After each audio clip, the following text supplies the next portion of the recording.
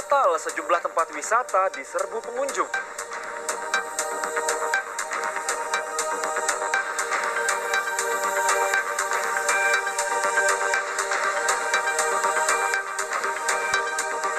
Misa Natal di katedral kembali berlangsung hikmat.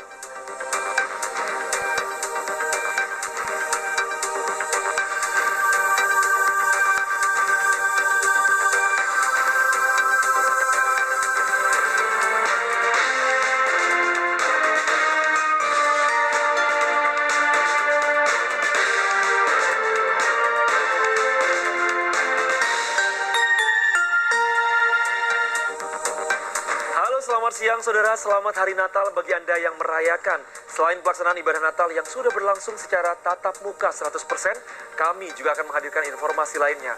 Bersama saya David Rizal, inilah Liputan 6 Siang selengkapnya.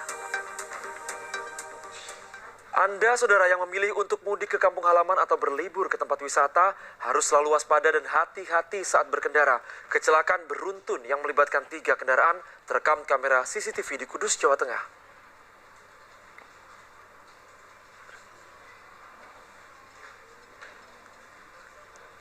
Ya saudara, kecelakaan beruntun antara 3 sepeda motor tak terhindarkan di Jalan Lingkar Utara Turut, Desa Panjang Kudus. Terlihat awalnya seorang pengendara ini tidak memperhatikan kondisi sekitar saat menyeberangi perlintasan jalan. Akibatnya saudara, seorang penumpang yang dibonceng harus dilarikan ke rumah sakit karena menderita luka parah. Polisi mengimbau pengendara agar selalu tertib dan waspada, terutama di musim arus mudik libur panjang Natal dan Tahun Baru.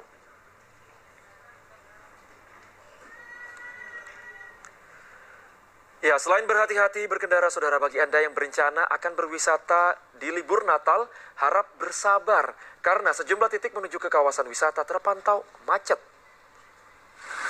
Antrean kendaraan mengular hingga 3 km di kawasan Lembang, Bandung Barat. Laju kendaraan mobil pribadi hingga bus pariwisata terhenti hanya bergerak perlahan. Kemacetan terlihat dari arah Jalan Setiabudi yang merupakan perbatasan Kota Bandung dengan Kabupaten Bandung Barat. Sementara dari arah utara Subang, antrean kendaraan terpantau sejak ruas Jalan Cikole menuju ke pusat Kota Lembang.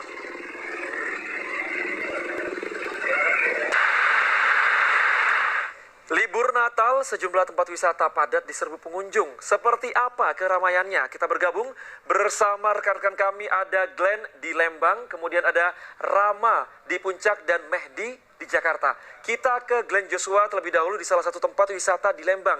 Glenn, apa yang menjadi daya tarik pengunjung di sana, Glenn? Konnichiwa David dan juga pemirsa, di mana di Great Asia Afrika ini daya tariknya adalah salah satunya menangkap ikan khas Jepang nih dengan menggunakan poi atau serakan kertas. Saya akan mencoba nih, katanya sih butuh kesabaran yang ekstra nih untuk menangkap ikan dengan menggunakan tangkapan ini. Wah, tampaknya susah banget nih karena ikannya pada kabur nih kayaknya nih. Tapi memang Anda cukup membayar Rp10.000 nih untuk mencoba menangkap ikan dengan khas Jepang.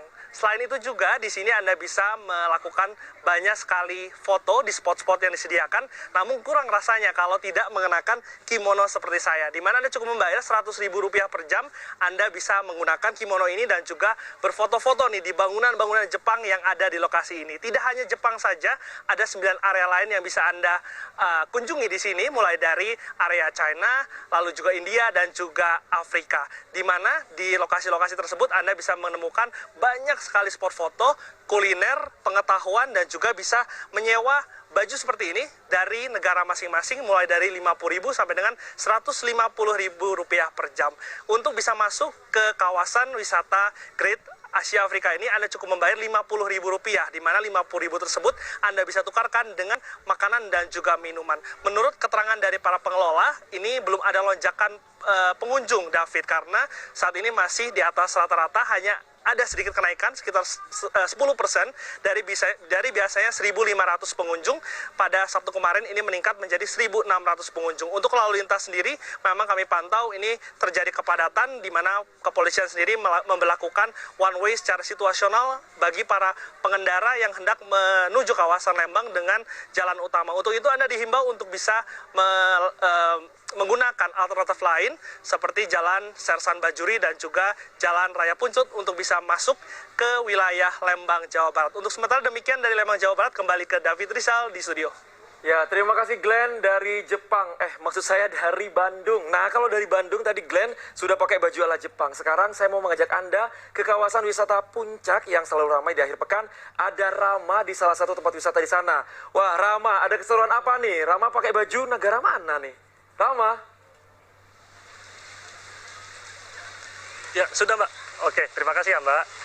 Ya, David, saya baru saja bersuah foto dengan menggunakan cosplay baju prajurit benteng kerajaan, David. Jika dapat dilihat, saya saat ini sedang berada di depan kerajaan di Nikos River Park, yang ini adalah wisata baru di Puncak Bogor, Jawa Barat, yang baru dibentuk pada 16 Desember dan memang terjadi lonjakan di sini sekitar 50%.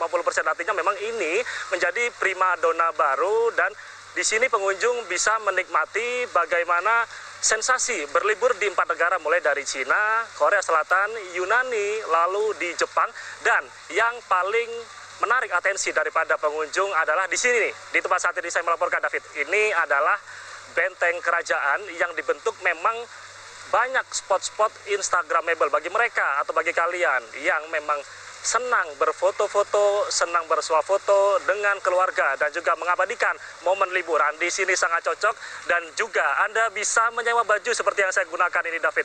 Ini adalah baju kerajaan yang memang Anda bisa sewa dengan bergaya seperti prajurit benteng kerajaan. Dan yang perlu diketahui juga bagi Anda yang hendak berlibur ke kawasan Puncak Bogor, Anda perlu mengetahui bagaimana saat ini kondisi lalu lintas sedang padat. Kendati pun memang dari kepolisian sudah menerapkan aturan ganjil genap, namun kendaraan di arah Jakarta menuju Bogor ini memang tengah padat, dan ini juga tidak lepas dari bagaimana saat ini adalah libur Natal dan Tahun Baru yang memang melonjak 30% dari hari-hari sebelumnya untuk mobilitas kendaraan. Namun Anda juga perlu mengetahui bagi Anda yang memiliki mobil genap, Anda tidak bisa melewati atau melintas di kawasan Puncak Bogor karena saat ini tanggal ganjil. Nah, itu yang perlu Anda ketahui, dan juga Anda perlu mengecek bagaimana rem, kondisi mobil, ban, karena saat ini Bogor, Puncak Bogor khususnya tengah dalam kondisi hujan dan perlu diperhatikan kondisi dan juga kesehatan mobil Anda.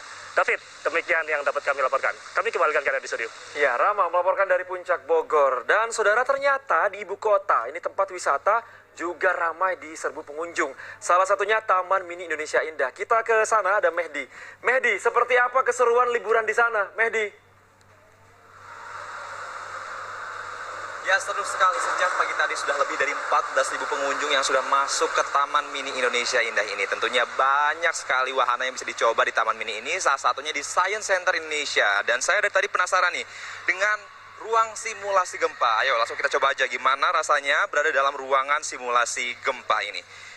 Oke, saya akan coba duduk dulu di sini dan ya, memang desainnya sendiri seperti rumah biasa, dan kita akan coba bagaimana berada dalam ruangan simulasi gempa ini. Nah, ini saudara, getarannya sudah mulai terasa ini, dari mulai kecil, ya ini cukup bergetar, dan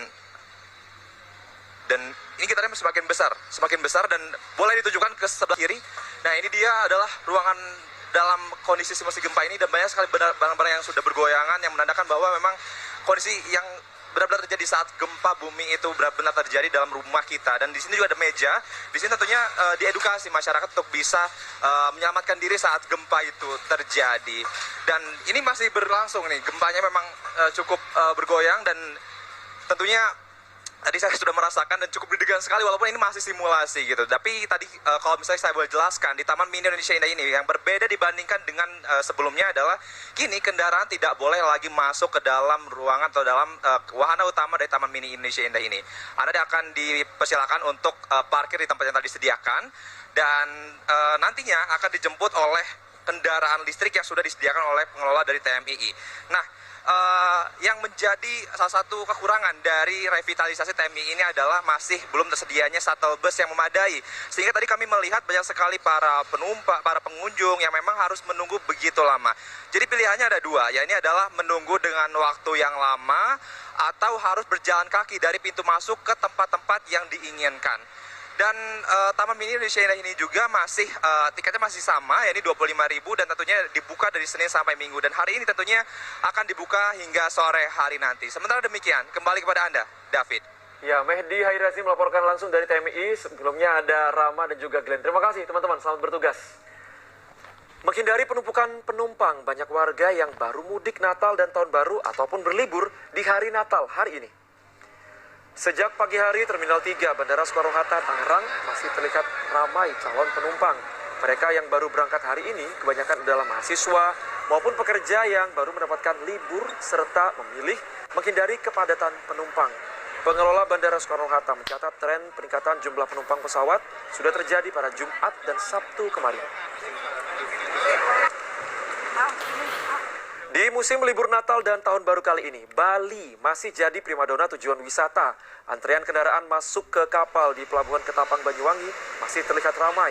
Tepat di hari Natal hari ini, saudara, gelombang pemudik masih terlihat meski jumlahnya sudah jauh lebih menurun.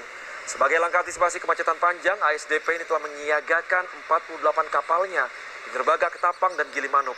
Proses bongkar muat kapal juga dipercepat agar tak sampai terjadi penumpukan kendaraan. Sempat dibatasi bahkan ditiadakan selama pandemi. Kini perayaan Natal hampir 100% berlangsung tatap muka. Sukacita mengiringi misa Natal di sejumlah daerah. Namun sayangnya saudara, cuaca buruk di timur Indonesia sempat membuat gereja sepi pada pagi tadi.